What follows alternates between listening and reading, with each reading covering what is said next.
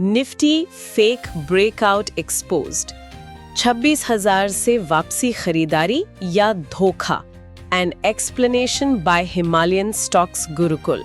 नमस्कार और आपका स्वागत है। आज का हमारा सारा विश्लेषण हिमालयन स्टॉक्स गुरुकुल के सौजन्य से है। तो सबसे पहले हिमालयन स्टॉक्स गुरुकुल को सब्सक्राइब, लाइक और शेयर करना ना भूलें।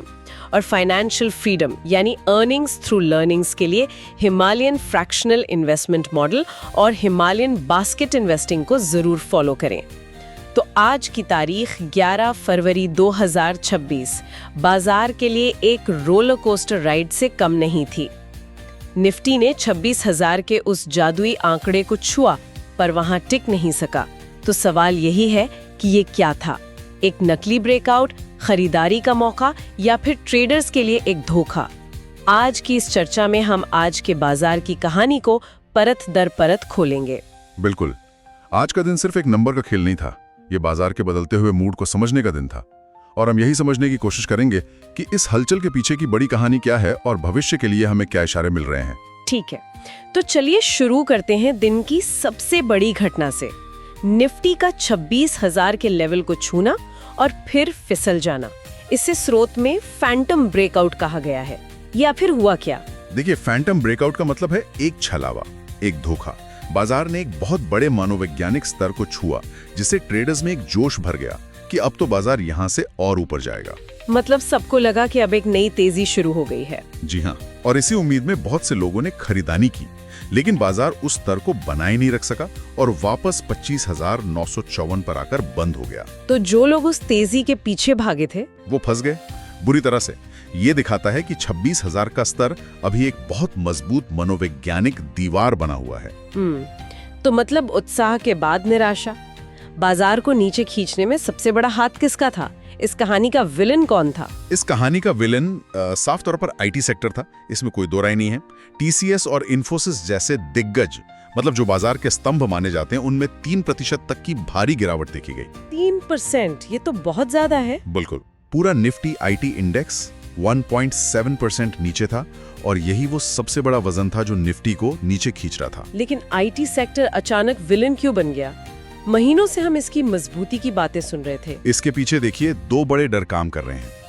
पहला है ग्लोबल एआई डिसरप्शन का डर। अच्छा। और दूसरा डर है वैल्यूएशन का। आईटी स्टॉक्स पिछले कुछ समय में इतने ज्यादा भाग चुके हैं कि अब निवेशक सवाल पूछ रहे हैं कि क्या इनकी कीमतें जायज हैं। और यहीं पर हिमालयन स्टॉक्स गुरुकुल का मंत्र याद आता है, बाजार की चाल समझो, हर मौके पर तेज रहो। तो विलन का तो पता चल गया, लेकिन जब आईटी बाजार को नीचे खींच रहा था तो कोई तो होगा जो उसे बचाने की कोशिश कर रहा था। इस कहानी के हीरो कौन थे? हाँ, और यहीं पर आज की कहानी बहुत दिलचस्प हो जाती है। जब मुख्य इंडेक्स संघर्ष कर रहा था, तब कुछ और सेक्टर्स चमक रहे थे। सबसे बड़े हीरो बनकर उभरे ऑटो और फार्मा सेक्टर। ऑटो और फार्मा? जी। आयशा मोटर्स का उदाहरण लीजिए। कंपनी के तिमाही नतीजे शानदार आए और स्टॉक 6.5% उछल गया। इतना ही नहीं, फार्मा और पीएसयू बैंकों में भी करीब 1% की तेजी थी। इसका मतलब क्या निकाले? कि बाजार अब एक साथ नहीं चल रहा। बिल्कुल सही पकड़ा आपने। बाजार अब इंडेक्स स्पेसिफिक नहीं बल्कि स्टॉक स्पेसिफिक हो गया है। यानी अब निवेशक पूरे बाजार को नहीं बल्कि चुनिंदा कंपनियों और सेक्टर्स को देख रहे हैं। एक बार फिर, बाजार की चाल समझो, हर मौके पर तेज रहो। इस ताकत का कोई और भी उदाहरण है? हाँ, बिल्कुल है। आपको जानकर हैरानी होगी कि आज जैसे सपाट दिन में 120 से ज्यादा स्टॉक्स ने अपने 52 हफ्ते के उच्चतम स्तर को छुआ। 120? जी, और इनमें अशोक लेलैंड, सेल, नाइका और टाइटन जैसे बड़े नाम शामिल हैं। इससे तो साफ पता चलता है कि स्मार्ट मनी अब टेक सेक्टर से बाहर मजबूती ढूंढ रहा है। एकदम सही। अच्छा, बाजार पर और किन चीजों का दबाव था? स्रोत में रुपए और कच्चे तेल का भी जिक्र है। ये मैक्रो यानी बड़े स्तर के दबाव हैं। भारतीय रुपए का डॉलर के मुकाबले 90.77 पर फिसलना, ये आयातकों यानी इंपोर्टर्स की चिंता बढ़ाता है। और कच्चे तेल का क्या असर रहा? वहीं ब्रेंट क्रूड का $69.37 तक चढ़ना, ये महंगाई के डर को हवा देता है और साथ ही भारत के चालू खाता घाटे यानी करंट अकाउंट डेफिसिट पर भी दबाव डालता है। तो इन सब वजहों से भी बाजार पर एक तरह का प्रेशर बना रहा। जी, इसलिए कहते हैं बाजार की चाल समझो, हर मौके पर तेज रहो। चलिए अब थोड़ा बड़ा नजरिया देखते हैं। बाजार के जो बड़े खिलाड़ी हैं यानी विदेशी संस्थागत निवेशक FIIs, वो क्या कर रहे हैं? यहाँ एक दिलचस्प बात है। ऐसा लगता है कि हवा का रुख बदल रहा है। मतलब? महीनों की लगातार बिकवाली के बाद अब FII की बिकवाली कम हो रही है। अच्छा, ये तो एक अच्छी खबर है। जी, विश्लेषण के अनुसार भारत की बेहतर होती GDP की उम्मीदें और वाजिब वैल्यूएशन विदेशी निवेशकों को वापस खींच रहे हैं, और ये HDFC बैंक, रिलायंस और ICICI बैंक जैसे बड़े शेयरों के लिए एक बहुत सकारात्मक संकेत है। तो उम्मीद की एक किरण है, लेकिन दुनिया भर के बाजारों का मूड कैसा है? क्योंकि हम उनसे कटे हुए तो नहीं रह सकते। ये एक जरूरी सवाल है, क्योंकि बाजार बाहरी संकेतों से भी प्रभावित होता है। अमेरिका के रिटेल बिक्री के कमजोर आंकड़ों ने निवेशकों को पहले ही सतर्क कर दिया है। और अब सबकी नजरें किस पर हैं? अब सबकी नजर अमेरिका के जॉब्स रिपोर्ट यानी नॉन फार्म पेरोल्स डेटा पर है।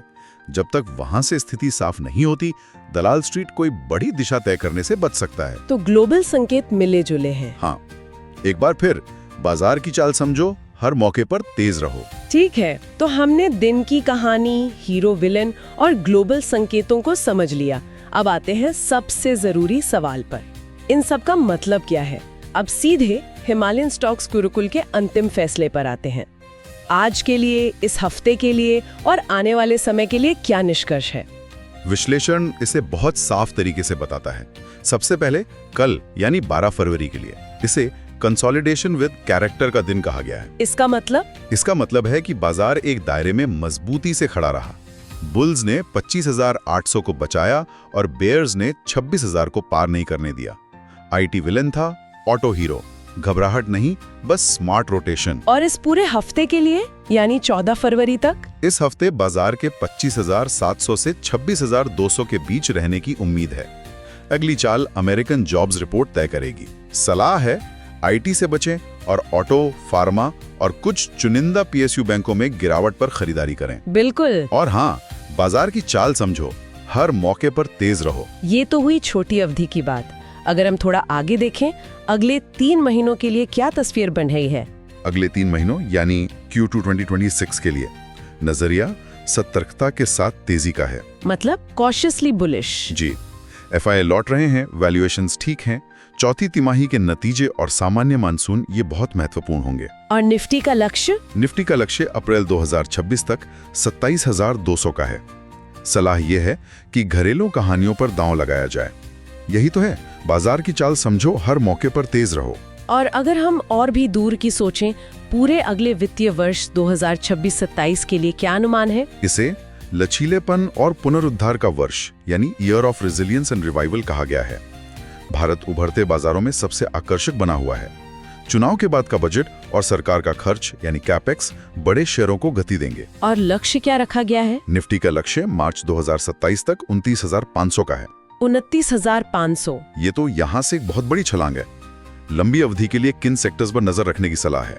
जी, विश्लेषण के मुताबिक FY 2026-27 के लिए देखने वाले सेक्टर हैं डिफेंस, रेलवे, ऑटो एंसिलरी और प्रीमियम कंजम्पशन यानी घरेलू कहानियों पर ही फोकस है। बिल्कुल। निफ्टी की आय वृद्धि 15-16% रहने का अनुमान है। और हमेशा याद रखें, बाजार की चाल समझो, हर मौके पर तेज रहो। तो आज की चर्चा का सार ये है कि ये घबराहट का नहीं बल्कि कंसोलिडेशन का दिन था। बाजार गिर नहीं रहा बल्कि अपनी दिशा बदल रहा है। एकदम सही। भले ही 26,000 का स्तर एक बड़ी बाधा साबित हुआ, लेकिन कुछ खास सेक्टर्स में मजबूती और FII की वापसी एक सतर्कता भरी आशावादी तस्वीर पेश करती है। और जैसा कि हिमालयन स्टॉक्स गुरुकुल का मंत्र हमें बार बार याद दिलाता है, बाजार की चाल समझो, हर मौके पर तेज रहो। और याद रखिए, ये सारी जानकारी और विश्लेषण हिमालयन स्टॉक्स गुरुकुल की तरफ से था। उनके चैनल को सब्सक्राइब, लाइक और शेयर करना बिल्कुल ना भूलें। अगली बार फिर मिलेंगे एक और दिलचस्प विषय के साथ। हिमालयन स्टॉक्स गुरुकुल को सब्सक्राइब, लाइक और शेयर करें।